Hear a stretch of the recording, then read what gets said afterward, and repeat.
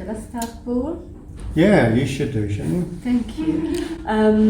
Yes, I'm Donatella Gabrielli, and I'm a Band 4 complementary therapist for an NHS trust. I found the course very useful and quite an eye-opener in many ways in terms of techniques, of simplicity and profundity of it.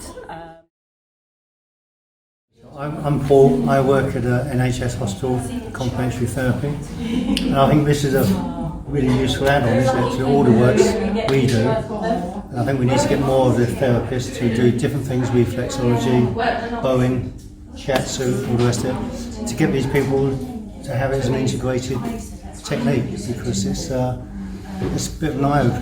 And we've seen the changes in this training, haven't we, to people's scars or dimples or whatever else they've got really working on. So yeah, very useful for that.